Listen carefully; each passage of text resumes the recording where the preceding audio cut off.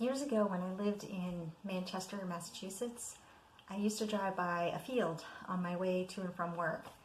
And in this field, there lived a Scottish Highland bull. And he was magnificent. In the morning fog, he looked all shadowy and medieval. And in the late afternoon sun, he would just glow golden. He was so handsome. And I absolutely loved that bull. And I always wanted to stop and take photos, and I never did, which I regret.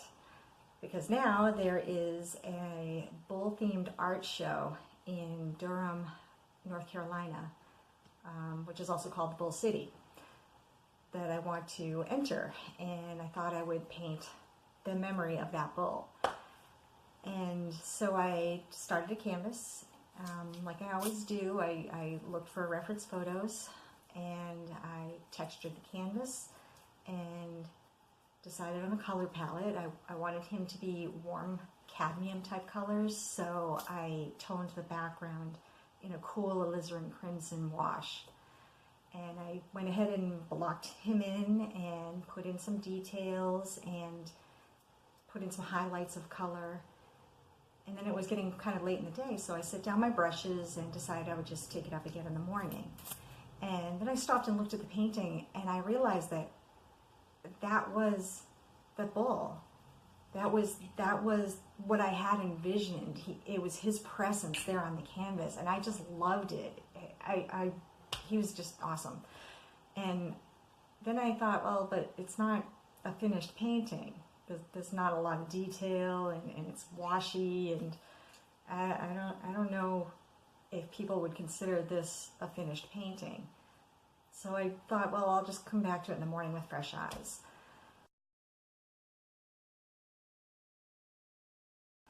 And the next morning I walked into the studio, and again, I just loved the painting. It just had his presence, that memory.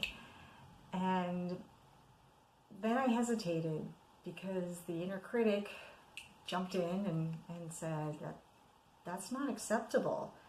People are going to think that you're a terrible artist, or they're going to think that you're arrogant, thinking that you could put something like that out into the world. And unfortunately, instead of trusting my muse to lead me, instead I let the fear lead me.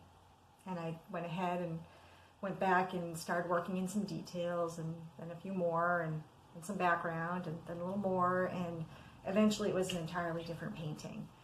And it took several more days for me to finish it, and in the end I'm happy with the painting. It came out good, and I like it, but it wasn't that bull anymore. It was a different painting, a different bull.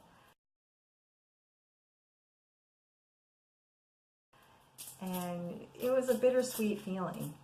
I think that if there's any power at all in my work, it's the love and the truth that I put into it. And if I want to have that in my paintings, I need to love and trust myself enough to follow through with my intuition.